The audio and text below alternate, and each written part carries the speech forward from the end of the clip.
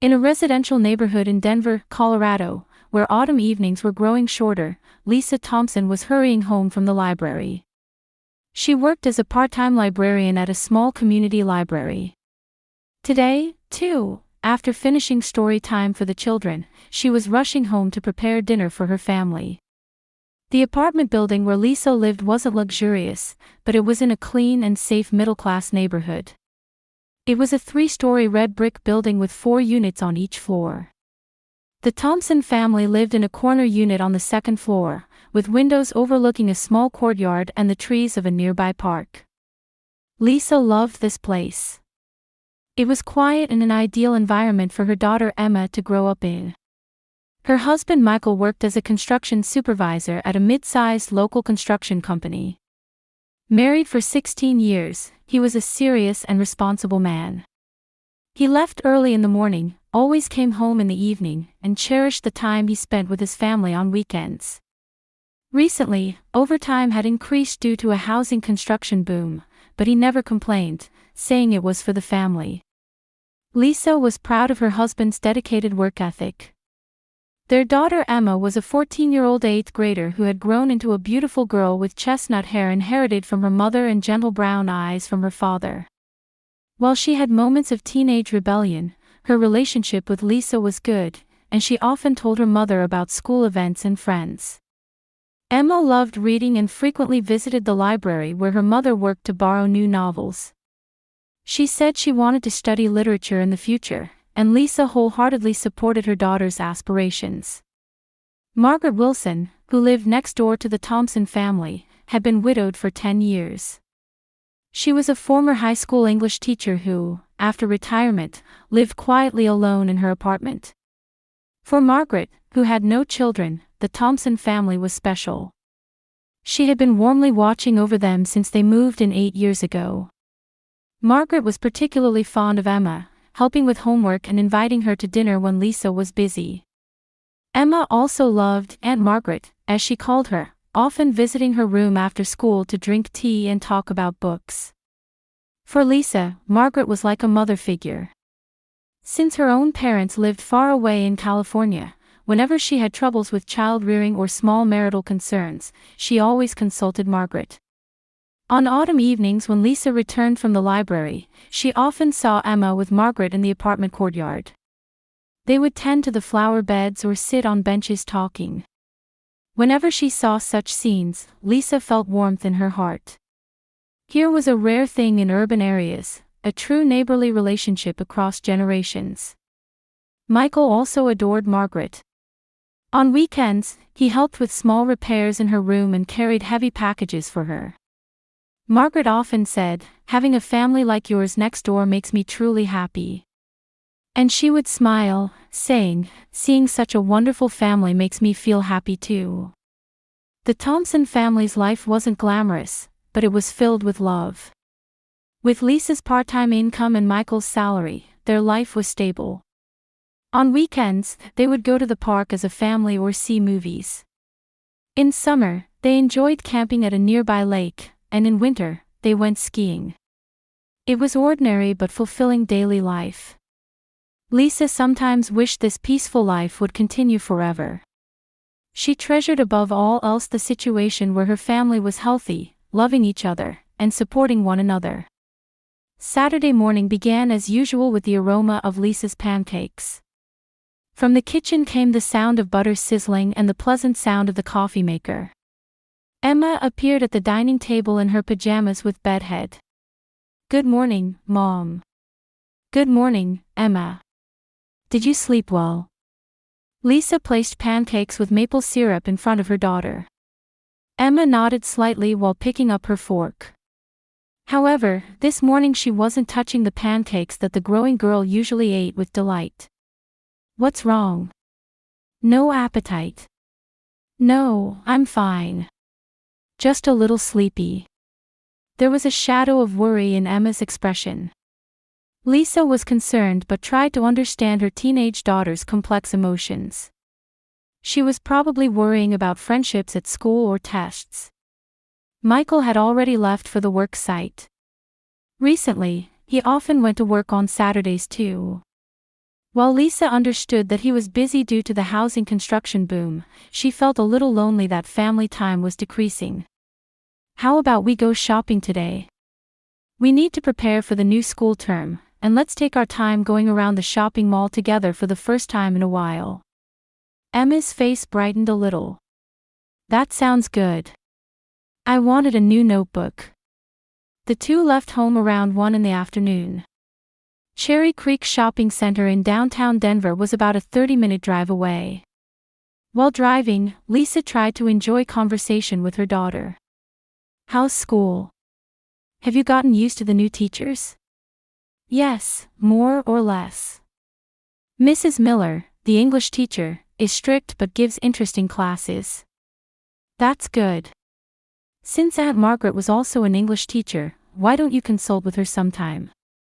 Emma answered while looking out the window. Yes. Aunt Margaret sometimes has a worried look on her face lately. Really? I hadn't noticed.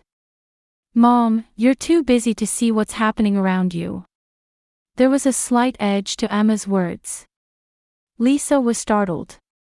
Indeed, recently, caught up in work and housework, she might have overlooked small changes in her family and neighbors. When they arrived at the shopping mall, it was bustling with many families, as was typical for a Saturday afternoon. Lisa and Emma started with the stationery store. As Emma chose new notebooks and colored pencils, her expression gradually brightened. This notebook is cute, isn't it? I like the cat drawing on the cover. It's lovely. A very Emma-like choice. Next, they went around clothing stores.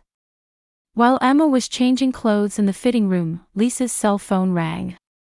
It was a message from Michael, going to be late today. Go ahead and have dinner without me. Lisa frowned slightly. Recently, such messages had been increasing. Of course, she understood that work was busy, but it was disappointing not to have family time on weekends. A message from Dad. Emma, coming out of the fitting room, asked, seeing her mother's expression. Yes, he's going to be late today too. Emma's expression clouded. Again.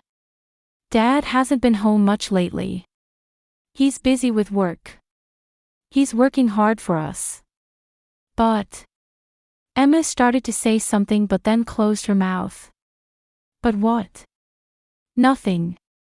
Lisa was concerned about her daughter's behavior but didn't press further. She judged that it wasn't wise to force out the complex emotions of adolescence. The two decided to take a break in the food court. Emma ordered pizza, and Lisa ordered a salad. The Saturday afternoon food court was bustling with people of various ages. Families with children, young couples, middle and high school students with friends. Everyone seemed to be having a good time. Emma, if you have any worries, don't hesitate to talk about them. Mom is always on your side. Emma took a bite of pizza and then slowly opened her mouth. Mom, aren't you worried about Dad? About Dad? What do you mean? Recently, his voice is different when he's talking on the phone. Sometimes he talks in a scary voice. Lisa was surprised. A scary voice? What kind? I don't really know, but it's completely different from Dad's usual voice. Also, when I woke up in the middle of the night, I saw Dad talking to someone on the phone in the living room. He looked very tired. Anxiety flashed through Lisa's mind. Was Michael hiding something? However, in 16 years of marriage, her husband had always been honest and sincere. It was probably due to work stress. Your father is a very responsible person, so he might be worrying about various work matters. But it's okay, Mom will talk to him properly. Emma showed a relieved expression, but she still didn't seem completely convinced. Around 5 in the afternoon, the two finished shopping and headed home. In the car, Emma seemed sleepy but occasionally sighed deeply. While driving, Lisa was reflecting on her daughter's words. Were there things about Michael's behavior that should have concerned her? Certainly, Her husband seemed more tired than before recently. He was often absent-minded during meals, and he went to work on weekends more frequently. However, she had thought it was due to the busyness of the construction industry. She had never even considered that there might be other serious problems. "Mom, I had fun today." "Thank you," Emma said in a sleepy voice. "Thank you too. It was good to spend time together leisurely for the first time in a while." However, in Lisa's heart, a small seed of anxiety planted by her daughter's words had begun to sprout. When she got home, she would talk to Michael slowly. It was probably nothing, but communication between spouses was important. Just before 6 in the evening, the two arrived at their apartment building.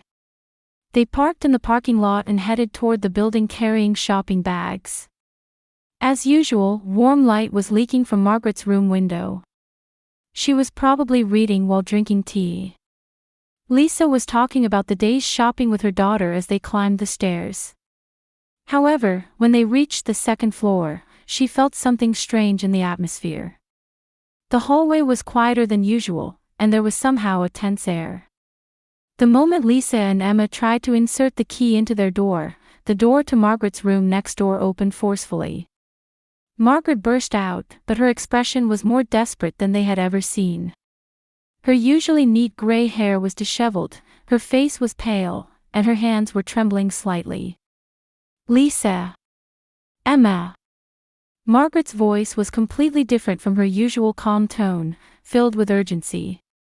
She spread her hands as if to block the two from moving forward. "Please, don't go inside." Margaret's words were spoken in a whisper-like small voice, but they contained earnest pleading. Lisa almost dropped her shopping bag, confused. "Margaret, what's wrong? What happened?" "In your room." Margaret choked on her words. "There are scary men inside. 2 men are waiting for you to come home." Emma clung to Lisa's arm. "Mom, I'm scared." Lisa's heart began beating violently. "What do you mean? Since when?" "About an hour ago. I was looking at the courtyard from my window. Then an unfamiliar black car stopped in the parking lot, and 2 men got out. They were doing something in front of your door. And then," Margaret continued with a trembling voice, "they opened the lock and went inside. At first, I thought Michael had come home and brought friends, but their behavior was strange. They were very aggressive, and their voices were rough." Lisa tried to take out her cell phone, but her hands were shaking so much she couldn't operate it properly. Reality felt thin, as if she were having a bad dream. She couldn't believe such a thing could happen to their peaceful life. "I'll try calling Michael." Lisa called her husband's number, but the phone just kept ringing without an answer. She tried calling back 2, 3 times, but got the same result. "Mom, is Dad okay?" Emma's voice was tearful. Lisa held her daughter close while trying to stay calm. However, various possibilities were racing through her mind. Were they burglars? Or was there some trouble related to Michael's work? "Let's call the police," Margaret suggested. Lisa nodded and dialed 911 with trembling hands. Lisa gave the address and explained the situation. The operator responded calmly and informed her that patrol cars would head there immediately. After hanging up the phone, the 3 huddled together in the corner of the hallway. Margaret took out the key to her room. "Let's wait in my room. From there, we can see when the police arrive, and we can also check on your room from the window." When they entered Margaret's room, Lisa expressed her gratitude to her again. "Thank you, Margaret. If you hadn't been here." "Don't mention it. We're like family, aren't we?" Margaret made warm cocoa for Emma. However, no one could take a sip. From the window, they could see the door to their room. On the surface, nothing had changed, but thinking that intruders were inside made them tremble with fear. About 10 minutes later, the sound of sirens echoed. Two patrol cars stopped in front of the apartment building. Four police officers could be seen entering the building. Lisa and the others went out into the hallway to meet the police officers. An older police officer spoke to them as the representative. "You're Mrs. Thompson, right? Please tell us the situation in detail." Lisa explained the situation again, and Margaret also testified about what she had witnessed. The police officers listened to the story with serious expressions. "Can you contact your husband? I've been calling him many times, but there's no answer." "I understand. First, we'll check inside the room. Please wait here." Two police officers headed toward the Thompson family's door. When one turned the doorknob, the door opened. It wasn't locked. The police officers carefully entered the room. "Police. If anyone is there, put your hands up and come out." After a period of silence, one of the police officers came out into the hallway. His expression was serious. "There's no one inside the room, but there's something we'd like you to confirm." Lisa, Emma, and Margaret entered the room with the police officers. The moment they saw the living room scene, everyone gasped. Furniture was overturned, cushions were scattered on the floor, and the TV had fallen over. Books from the bookshelf were scattered on the floor, and papers were spread out on the dining table. It looked as if the entire room had been ransacked in search of something. It was unbelievable that this had been their peaceful home. Emma clung to her mother's arm and began crying. A police officer picked up a piece of paper that had fallen on the floor. "What is this?" It was a handwritten note. In messy writing, it said, "Prepare the money. There's no time. If you care about your family, don't contact the police." Lisa's knees nearly gave way. I don't know what this is about. Has your husband had any troubles at work?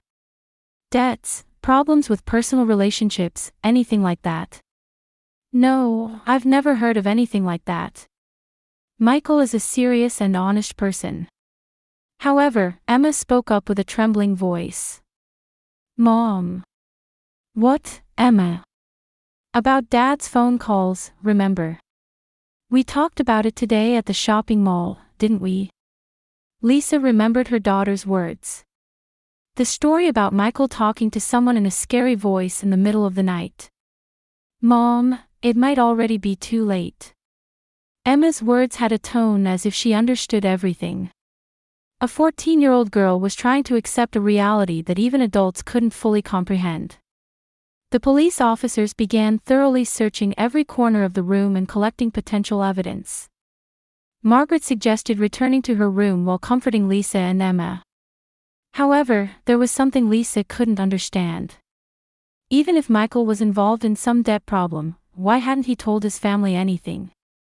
In 16 years of marriage, the couple should have shared everything. Outside, the sun was beginning to set, and the red lights of police vehicles continued flashing around the apartment building. Neighboring residents were also coming to see what was happening with worried expressions. The peaceful Saturday evening had transformed into a nightmarish reality. Lisa held her daughter close while waiting for her husband to return. The police officers continued their investigation inside the room. A veteran investigator named Detective Johnson conducted detailed questioning with Lisa.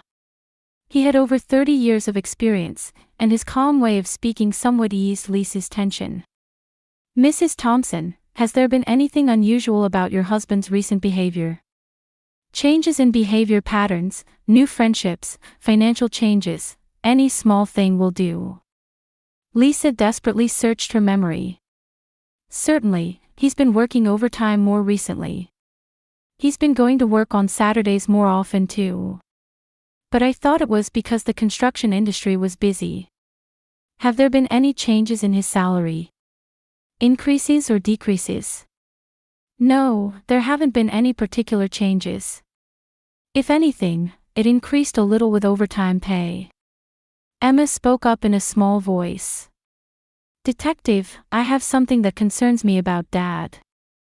Detective Johnson turned to Emma gently. Tell me anything. Recently, I've seen Dad talking on the phone in the middle of the night. In the living room, with a very tired face, talking to someone. His voice was completely different from usual. What kind of voice was it? It was a scary voice. Like he was being scolded by someone, but at the same time like he was asking someone for something. I don't really understand, but it was completely different from my usual gentle dad. Detective Johnson seemed to judge this as important testimony and took detailed notes. At that moment, another police officer brought something from Michael's study. Detective, please look at this. It was an envelope found from the back of a desk drawer. Inside were multiple threatening letters. The first one was dated 3 months ago, and the content gradually escalated. If you don't return the money, you don't know what might happen to your family. This is the final warning. Keep your promise this time. Think about your cute daughter. Lisa was horrified. Michael had been hiding the existence of these threatening letters for 3 months. Do you have any clues about the amount of debt or the other party? Detective Johnson asked. Lisa shook her head. I had no idea. Michael never said a word about such things. As the investigation progressed further, shocking facts were revealed from Michael's computer. There were access records to online gambling sites, records of large transactions, and detailed records of debts. Your husband appears to have incurred large losses on online casinos, Detective Johnson explained in a heavy tone.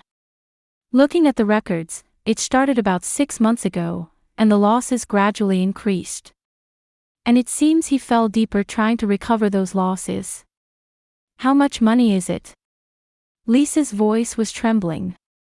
About $500,000 in total. Lisa sank into a chair. $500,000. That was more than their annual income. How could he borrow such a large amount of money, and why didn't Michael consult with his family? Emma said through tears, that's why Dad looked so tired. He kept it all to himself because he didn't want us to worry. Margaret gently embraced Emma's shoulders. Your father was probably desperate trying to protect his family. However, Lisa's feelings were complex. Certainly, her husband might have done it out of concern for his family. But why didn't he consult with her? Why did he carry it all alone when they were married? Questions about their trust relationship began to surface. Around 8 in the evening, there was the sound of the front door opening.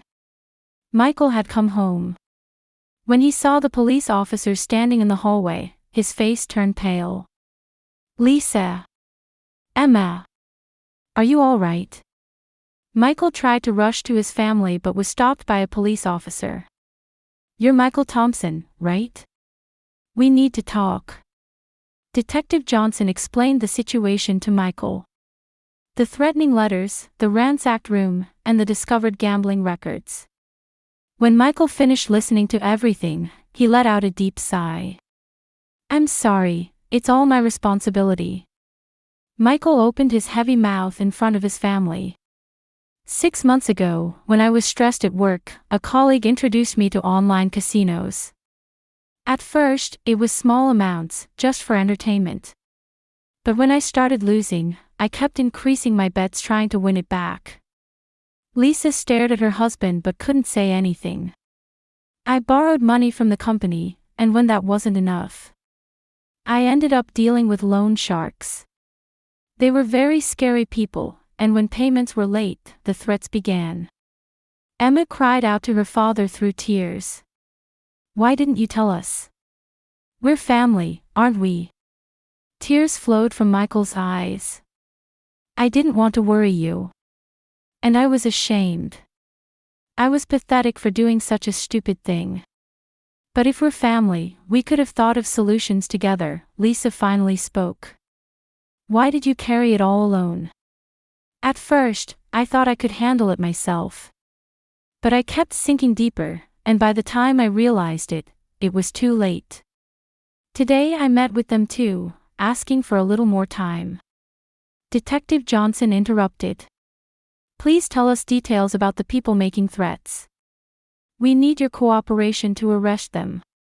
Michael answered with a trembling voice.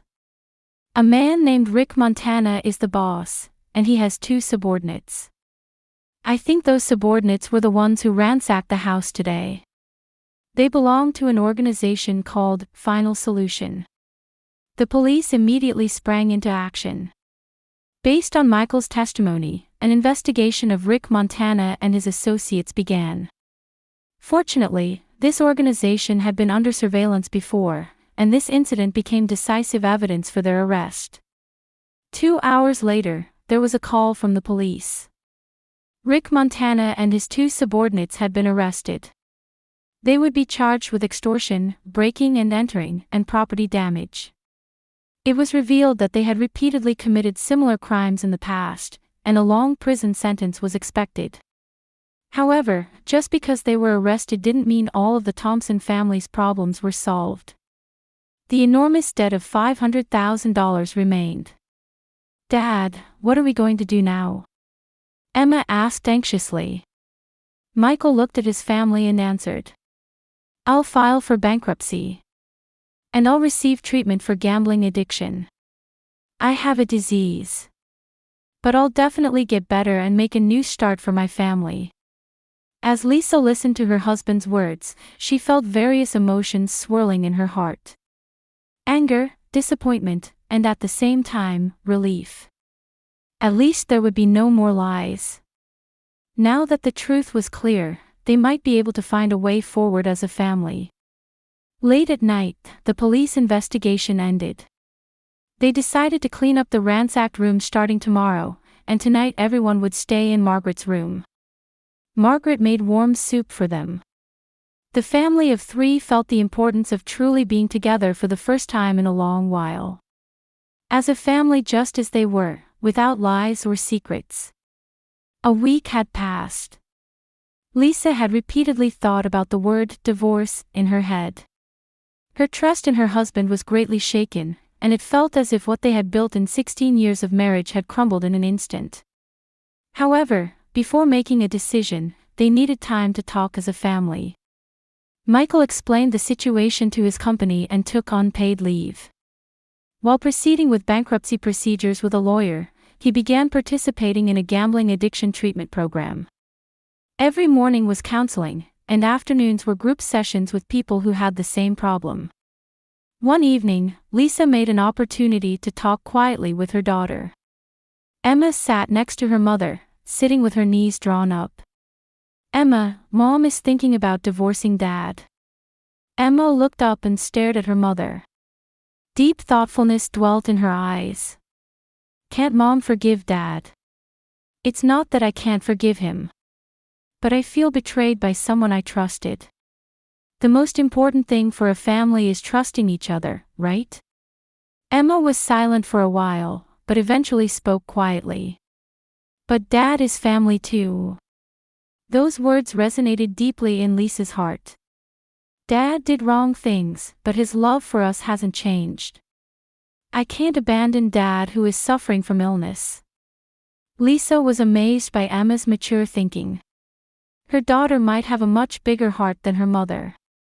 The next day, Lisa suggested receiving family counseling. Michael agreed, and the 3 visited a counselor's office. The counselor, Dr. Ramirez, was a gentle middle-aged woman and a specialist in family therapy. Thompson family, first I want to say that what happened this time is not unusual at all. Gambling addiction is a disease, and with proper treatment, recovery is possible. In the sessions, they honestly discussed what each was feeling. Michael talked about his struggle between his own weakness and love for his family. Lisa spoke about her anger at being betrayed and her complex feelings of still loving her husband. Emma expressed her fear of the family breaking apart because she loved both parents. Family rebuilding takes time, Dr. Ramirez said. But as long as there's love for each other, a way will surely be found. 2 months later, Michael's bankruptcy procedures were completed. They had to give up their house and apartment, but fortunately, through Margaret's introduction, they found a small apartment. It was a modest dwelling with only 3 small rooms, but it was sufficient for the family of 3. Michael continued treatment for gambling addiction while finding a new job. His salary was less than before, but he dedicated himself to working steadily and supporting his family. Lisa also increased her working hours at the library to help support the household. On moving day, Margaret brought homemade apple pie. A new start.